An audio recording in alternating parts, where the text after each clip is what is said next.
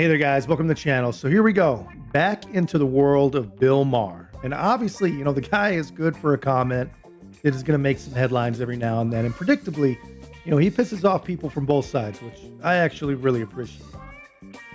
No matter what he's saying, either left or right, someone's going to pounce on him. And I'm not going to lie, occasionally the guy, he throws out some stuff that makes me think he's completely out of his mind, but I still have a pretty good soft spot for the guy, and if he did epitomize the average liberal, if the average liberal, I think, looked like Bill Maher, I think that'd be refreshing. I think I can get on board with that. But despite his quirks, I respect the guy. But man, when it comes to President Donald Trump, it feels like some sort of switch just flips in the guy. He's typically level-headed, normal, reasonable, but mention Trump and suddenly the guy is crazy. It's complete whirlwind of emotion. And he goes on some pretty epic, baseless rants like an average crazy Facebook person. But, this is glaringly apparent in his recent chat with Joe Rogan.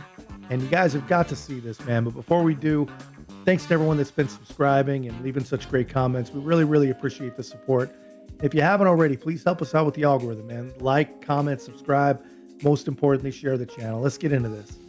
Goes along with all the woke nonsense because he doesn't want to fight that wing of his party. He can't afford to have a battle on the left. Yeah. So that's my big issue with him. I know you have others. Well, my biggest issue is he lies a lot, and he's probably... Well, certainly not more than Trump. Oh, please. Come on, man. Listen, I think they both lie. I mean, I don't like that more than this guy. Because I want to just, if you want to talk about Trump, we could talk about Trump. But if you just talk about Biden, I don't think comparing him to Trump does anybody any good. You just look at the Burisma situation. Well, it does, because they're running against each other. Yeah, okay. So it's kind of necessary. It could if you want to talk about in terms of an election, but you talk about in terms of the guy who's in office right now, like, why don't I like him? Well, one of the things that I don't like has nothing to do with any of his choices, is that he's mentally compromised. I think there's something wrong, and I think it's clear. As if the other guy isn't. Well, okay, he speaks much clearer. He might be crazy. He might be a sociopath. He is crazy. He's crazy and stupid. Say all those things. All right, so let's break that down just a little bit. A considerable number of Americans, according to polls, think that Joe Biden might be too old to effectively lead if he's reelected. There's talk about his mental acuity. And instead of addressing that, Bill Maher, his immediate comeback is, what about Trump? That seems a bit personal, doesn't it? Especially considering, by all indications, whether you like Trump or you hate Trump, he's still a pretty sharp guy, and really, let's get something straight. Labeling Trump as stupid is an oversimplification. To say that he's stupid just doesn't make sense. It's kind of the same old tired Bush can't read thing, just repackaged. Yes, the man inherited wealth. Sure. There's no denying, though, that he made significant moves in the business world with that money. While some criticize him as a failed businessman, you cannot overlook, the real deals and the huge ventures that the guy has pulled off. And, and obviously being in the spotlight, especially reality TV, it does demand some sort of intelligence and some sort of charisma. And, Joe Rogan, he raises a point about Biden's perceived untruths, and Maher's immediate counter is about Trump's lies. And guys, not everything is about Donald Trump, but let's be fair here. Biden's track record is not clean.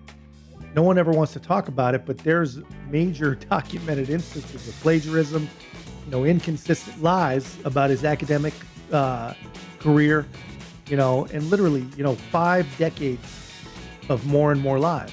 But that said, to argue that Trump is consistently truthful obviously would be a stretch for a lot of people too.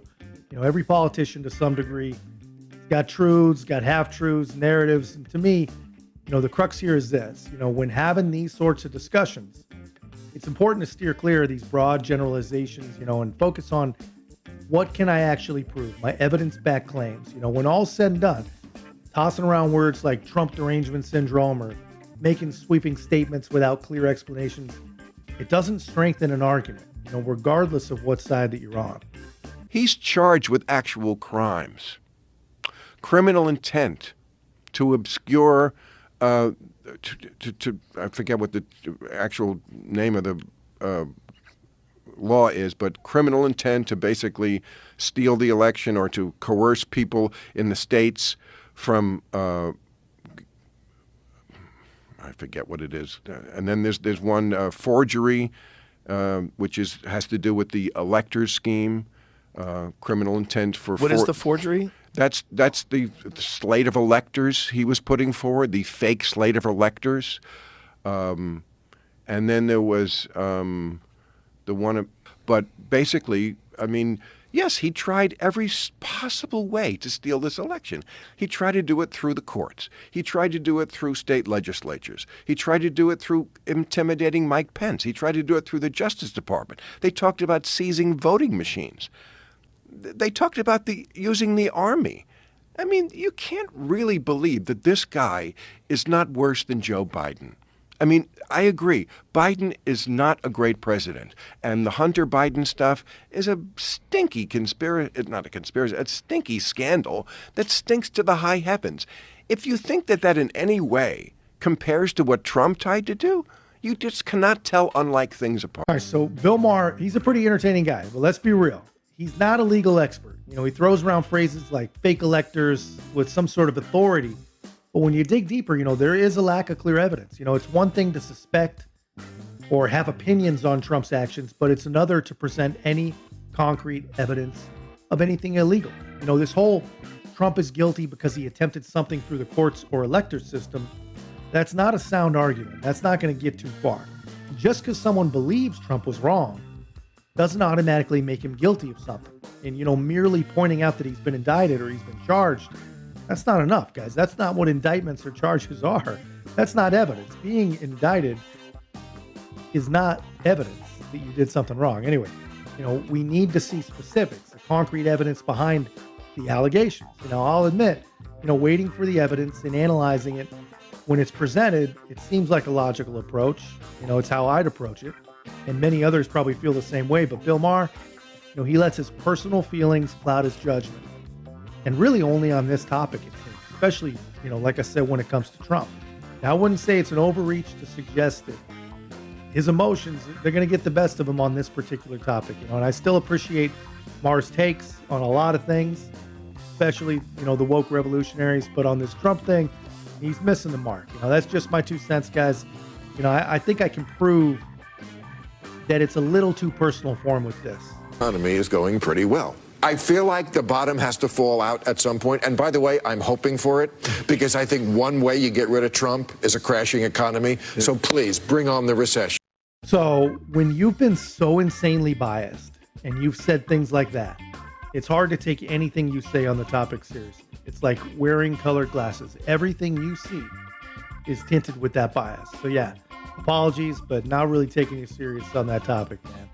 Anyway, guys, that's my take for now. Let me know yours in the comments. And if you haven't already, please like, comment, subscribe. Most importantly, share the channel. We'll see you in the next one.